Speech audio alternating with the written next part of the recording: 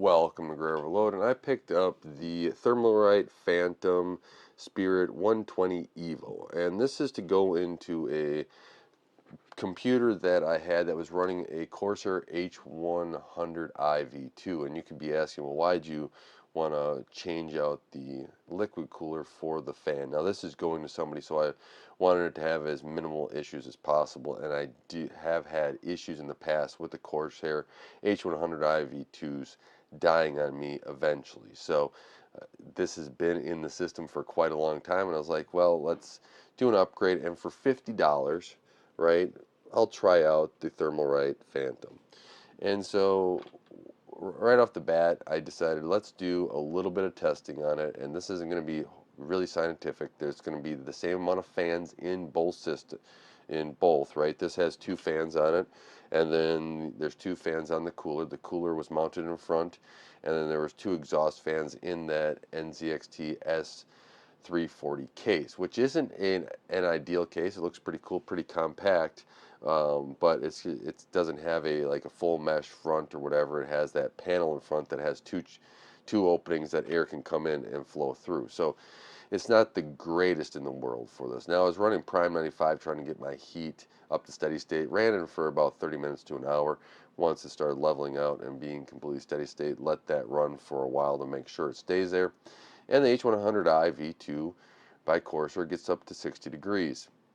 Now, this air cooler, right, you have to take that out. You don't have any of those front intake fans. You still have those two exhaust fans. As loud as that one was, which eventually got removed, right, as I'm giving this to somebody, that's not going to stay in there. But I wanted to have the testing as same as possible. I'm not doing it super scientific. I'm just keeping the same ambient and the same amount of fans and just seeing what would happen. It was at 55 degrees Celsius. I was pretty impressed. Now, one could say, well, that H100 IV2 is pretty old. Yeah, and it may be starting to go on its way out. So I'm sure if you had a new liquid cooler, it probably would perform better than this air cooler, but I'm not really concerned about if it's going to perform better or not. I was concerned about how well would this perform in that type of case, and is it good enough that maybe I didn't have to go to a liquid cooler, right? And this is, I would say, is good enough, right? If you're looking in that $50 range for an air cooler, you're not going to get a liquid cooler really in that range, right? And Nachua, right, they have some amazing coolers set up like this too in the 120 range. I was looking at those; they're about $100.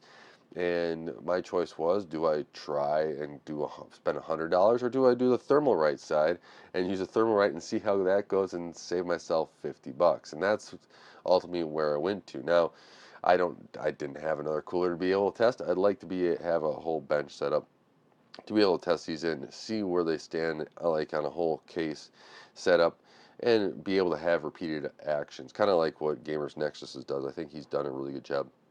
Even Jay's 2 cents of what they've kind of started doing. But for this, I'm just doing it and just having one case, trying to get the computer up and running for a friend so that they can be able to use the computer, get Windows 11, not have to go through all that Windows 10 rigmarole, right? Keep it easy for them. And I ended up landing on the Thermalright cooler, and I'm impressed. For $50, I have to say you can't really go wrong with it. It looks good for if you're into wanting to have looks. It's got a whole bunch of support on this too, right? Because I'm running on this system, it's an i7-7920, an X299 board. So if you pause there, you can see kind of some of the sockets that it does support. And that was a 2066 socket, which I needed support on. And so there we go. I got support for that socket. I got this chip now cooled to a level. Now, I've since then improved some of the airflow because one of the fans was dying, so I put two new fans in front, get that airflow through. At least the machine will be cool enough for this friend, and they'll be able to use this hopefully for many years ahead until Microsoft decides to say, well, we're not going to support this hardware anymore, right?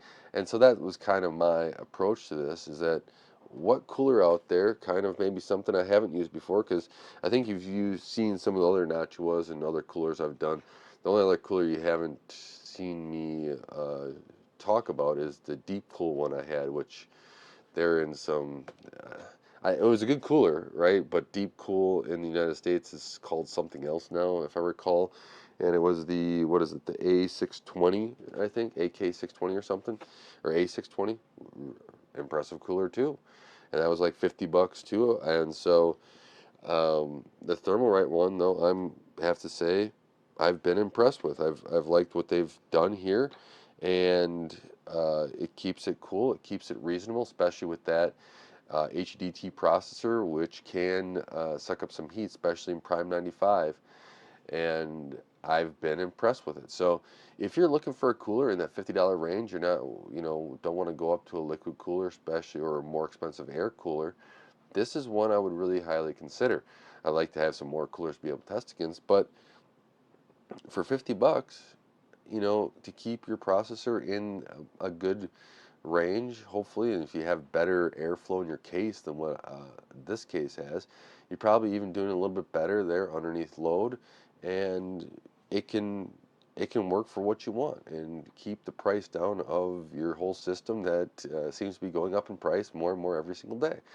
So that is what I have for there. Let me know if you have any questions on this cooler as well. I mean, I'll be able to ask a friend to do a little bit of stuff here with it. But, it was easy to set up, very easy to install. I I couldn't tell you about the instructions because I didn't use the instructions, so how good they are.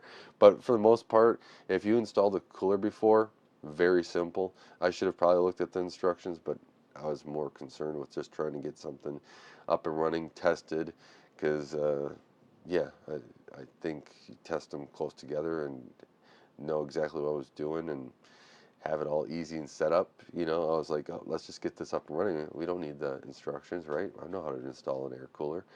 And so if you've installed one before, you're now gonna know how to do this. So maybe I go through and do a video on that just to be able to next time I install. Actually, there's probably some videos of a computer builds on this channel that you can probably take a look at, and they'll show that as well.